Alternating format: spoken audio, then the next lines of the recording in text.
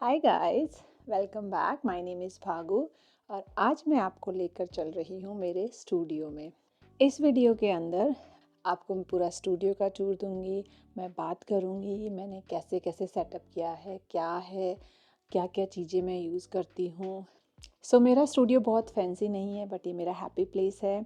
ये मेरे बेसमेंट में है। हमने जब घर लिया था तो बेसमेंट में एक एक्स्ट्रा रूम था जो कि खाली था। बेसमेंट मोस्टली मेरे बच्चे यूज़ करते हैं क्योंकि विंटर में बाहर जाने के लिए नहीं होता, तो छोटे बच्चे जब छोटे होते हैं तो बेसमेंट में अपने फ्रेंड्स के साथ में खेलते हैं। उसके अलावा हमने वहाँ पे प्रोजेक्टर लगा रखा है जो कि वीकेंड्स पे हम कभी मूवी देखने के लिए यूज़ करते हैं, अदरवाइज़ वो खाली रहता था। इसलिए मैंने अपना सारा सेटअप बेसमेंट में कर रखा है। मैं आपको पूरा टूर देती हूँ कि क्या है, कैसे है। तो चलिए, ये मेरा बेसमेंट का एक छोटा सा हिस्सा। और यहाँ पे ये बुक शेल्फ है जो कि मैंने मार्केट प्लेस से लिया था, और मैं मोस्टली जो कैंडल्स बन जाती है उनको स्टोरेज के लिए यूज़ करती हूँ। और यहाँ पे आप देख सकते हैं नीचे स्टिल इन प्रोग्रेस है।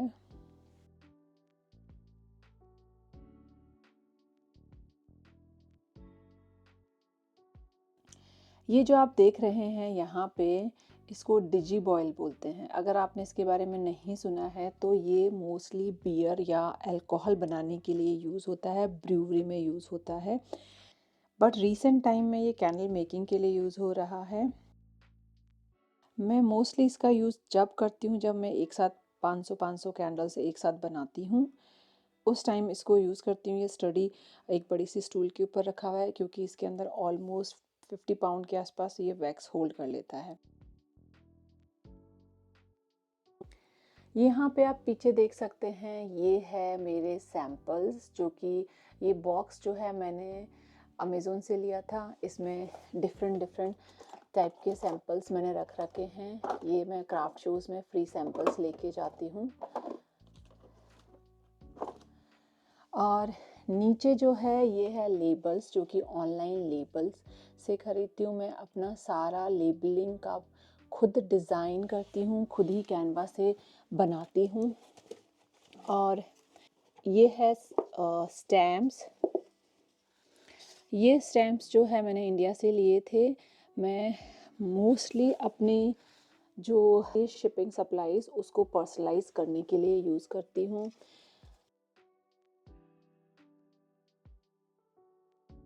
यहाँ पे मेरे नोटबुक्स वगैरह है जो कि मैं मोस्टली जब कैंडल्स बनाती हूँ तो उनका लिखना प्रॉपर लिखती हूँ। और यहाँ पे वैक्स को मैंने एक के ऊपर एक लगा के रख रखा है क्योंकि मेरे पास बहुत ज़्यादा जगह नहीं होती है, बट इससे ज़्यादा मैं ऊपर रख नहीं सकती, बहुत हैवी होता है। और ये है मेरा स्टूडियो। और यहाँ पे जो आप दो इंस्ट्रूमेंट देख रहे हैं, इसको प्रेस्टो पॉट बोलते हैं। जब भी मैं बहुत ज़्यादा बल्क में नहीं बनाती हूँ, स्मॉल बैचेस में बनाती हूँ, तो इनका यूज़ करती हूँ। यहाँ पे मैंने दो डिफरेंट वैक्स के लिए यूज़ कर रखे हैं। ये वाला जो है ये है वैक्स मेल्ट के लिए, और ये है कैंडल्स के लिए। ये मैंने अमेज़ोन से लिया था विद दिस नल के साथ में। बिना नल का मिलता है, जैसे ये बिना नल का है, थोड़ा सा महंगा होता है। आप DIY भी कर सकते हैं, लेकिन मैं बहुत एक्सपर्ट नहीं हूँ DIY में, तो मैंने फ़र्स्ट टाइम ख़रीदा था, जो बहुत ज़्यादा यूज़ होता है। ये भी बहुत यूज़ होता है, लेकिन नेक्स्ट टाइम मैंने थोड़ा पैसा बचाने के चक्कर में बिना नल का लिया। लेकिन इट्स फाइन, मुझे कुछ ऐसा इशू नहीं होता है क्योंकि मैं इससे यूज़ करती हूँ। और आप जो यहाँ देख रहे हैं साइड में, ये है एल्युमिनियम पिक्चर्स। मेरे पास 3 पिक्चर्स जो हैं ये 4 पाउंड वाले हैं, और एक पिक्चर छोटा है। ये रहा वो दूसरा पिक्चर जो कि ऑलमोस्ट 2 पाउंड्स का है। इन पिक्चर्स के अंदर मैं वैक्स को और फ्रेगरेंस ऑयल को मिक्सिंग का करती हूँ, टेम्परेचर भी इसी के अंदर देखती हूँ। ये मेरा मेन पिक्चर है। ये एक नॉर्मल रेगुलर वेइंग मशीन है, और यूजुअली ये डिस्टेंस वाइज बहुत सही है, रेगुलर स्केल है। इधर उधर थोड़ा बहुत गिरता नहीं है जब भी मैं इसके अंदर डालती हूँ, बट हल्का फुल्का गिरता है, दैट्स ओके। मैं क्लीन कर लेती हूँ। मोस्ट ऑफ टाइम जब मैं बैचेस में बनाती हूँ तो इन तीनों का यूज़ करती हूँ।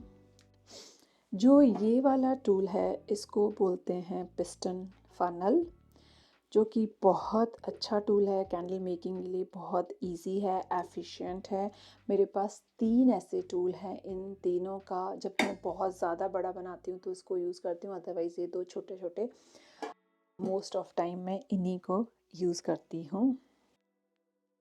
जो कलर वगैरह डालना होता है वो इन्हीं के अंदर डाल करके मैं उससे करती हूँ। इसका यूज़ सिर्फ़ और सिर्फ पोरिंग के लिए करती हूँ, क्योंकि ईज़ी होता है।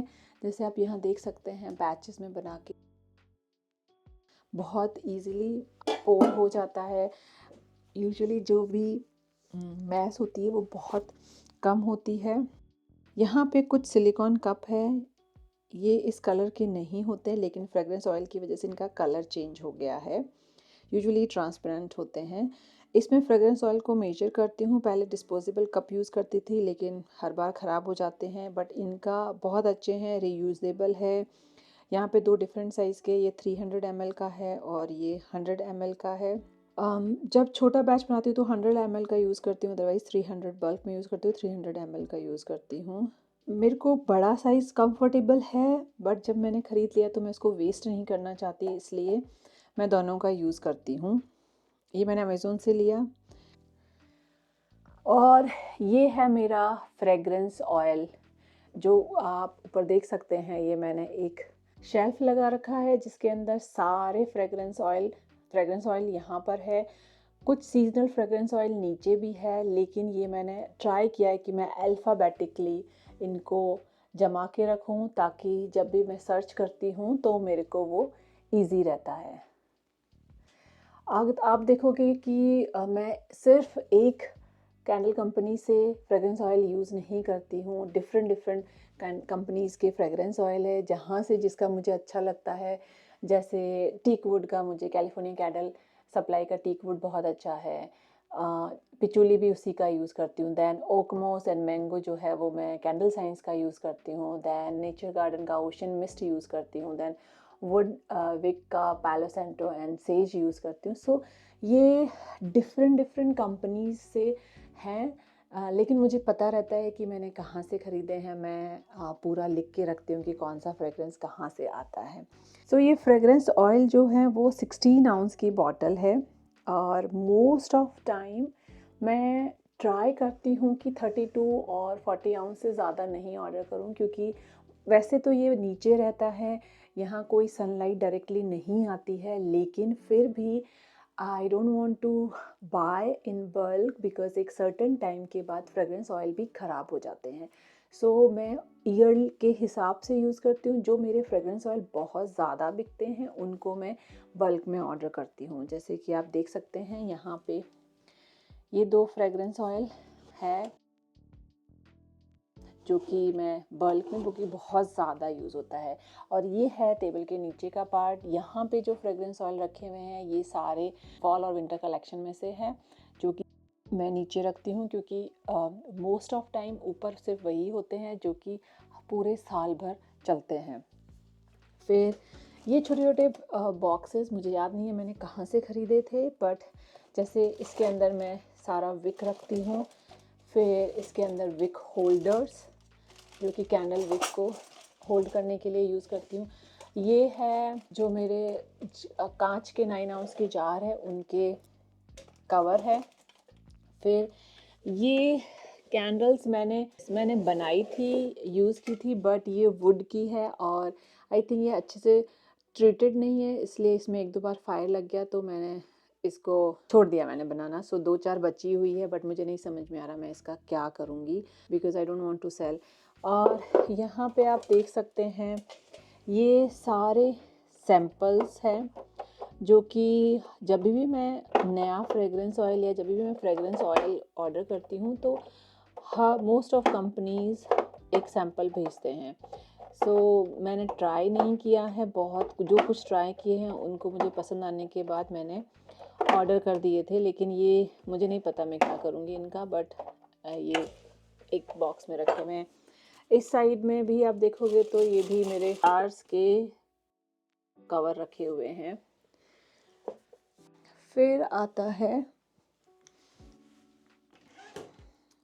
यहाँ पर मेरा नोटबुक है, जो कि मैं जब भी कैंडल्स बनाती हूँ मैं यूज़ करती हूँ।